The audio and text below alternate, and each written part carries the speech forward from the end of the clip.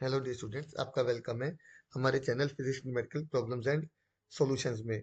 तो इससे पहले हम आज का वीडियो स्टार्ट करें, आपसे रिक्वेस्ट है कि प्लीज़ हमारे चैनल को ज़्यादा से ज़्यादा शेयर कीजिए, सब्सक्राइब कीजिए और हमारी वीडियोस को लाइक और शेयर कीजिए। तो आज का जो क्वेश्चन हम स्टार्ट करने वाले हैं वह क्वेश्चन नंबर 17 गेट 2026 का। तो ये जो क्वेश्चन है वो है थर्मोडायनेमिक्स का क्वेश्चन है, थर्मोडायनेमिक प्रोसेसेस के ऊपर बेस्ड है क्वेश्चन।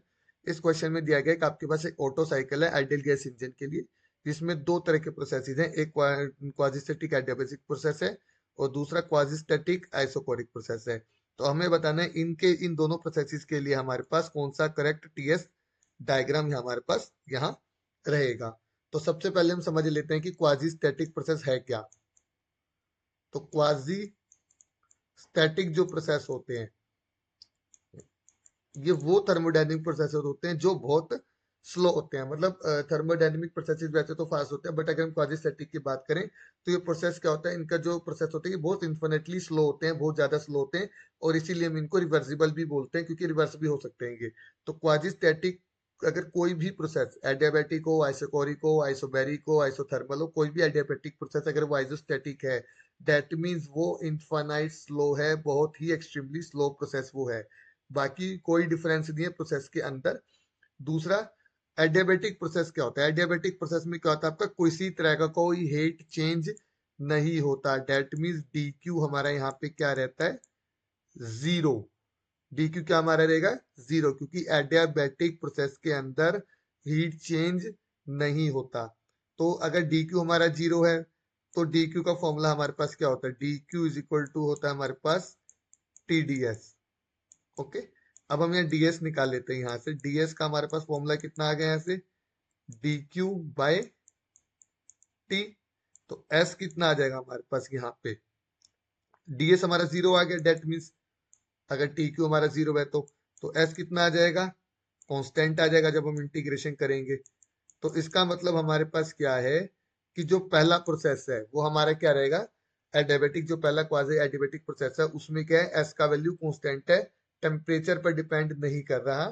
तो हमारे पास अगर टेम्परेचर बढ़ता भी रहेगा उस प्रोसेस के अंदर तो हमारा एस के जो एंट्रोपी जो है वो हमारा कांस्टेंट रहेगा। तो हमारे पास क्या हो गया यहाँ पे, 1 से 4 ये कैंसिल हो गया हमारा ऑप्शन, और ये 2 से 4 भी हमारा यहाँ पे ये कैंसिल हो गया, क्योंकि रीजन क्या है, पहली चीज तो हमारा प्रोसेस ये 1 से 2 है।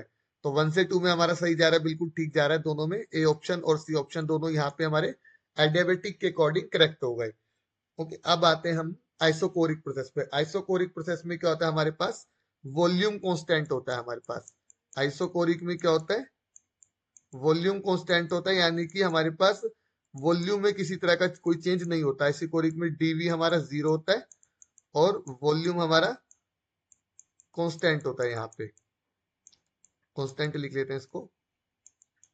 ओके, कांस्टेंट होता है वॉल्यूम हमारे यहाँ पे। अब क्योंकि आइसोकोरिक प्रोसेस है, वॉल्यूम कांस्टेंट है, बट इसका हीट के ऊपर कोई इफेक्ट नहीं पड़ेगा, हीट हमारी चेंज रहेगी। इसकी वजह से हमारा जो, ऐसा नहीं है कि हीट चेंज जीरो हो जाएगा, ऐसा कुछ नहीं होगा। हीट चेंज हमारा यहाँ पे रहेगा, डी क्यू की हमारे पास कोई ना कोई वैल्यू यहाँ पे रहेगी, d q will have some value. Okay, तो d q will not equal to zero. तो डी क्यू हमारा जीरो यहाँ पे नहीं होगा। अब डी क्यू जीरो नहीं होगा तो हम क्या करते हैं, यहाँ पे टीडीएस निकाल लेते हैं। तो टी डीएस निकाल लेते हैं यहाँ पे, इसको यहाँ पे डीएस निकाल लेते हैं। डीएस इज इक्वल टू कितना हो जाएगा, D Q by T. Okay, अब डी क्यू का फॉर्मूला कितना होता है, डी क्यू हमारे पास जो होता है इज इक्वल टू, इसको थोड़ा रफ कर लेते हैं हम, क्लियर दिखेगा यहाँ पे। डी क्यू का जो फॉर्मूला हमारे पास होता है in terms of temperature, D Q is equal to होता है N C V D T.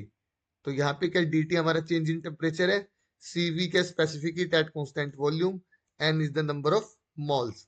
तो यहाँ पर जब हम वैल्यू रखेंगे इसकी तो ये कितना आ जाएगा, N C V D T by T. तो ये हमारा डी एस आ गया यहाँ पे।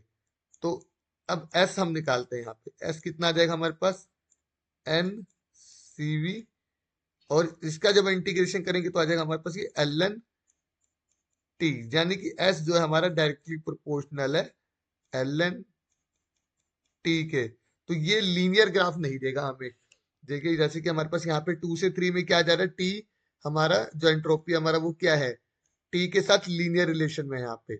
Okay, but L and T के अकॉर्डिंग हमारे पास क्या है, टी और एस में हमारे पास क्या लीनियर रिलेशन नहीं है। यहाँ से अगर हम टी का वैल्यू निकालें तो वो क्या निकलेगा, ई की power s directly proportional to e की पावर एस, मतलब एक्सपोनेंशियल रिलेशन आएगा हमारे पास यहाँ पे।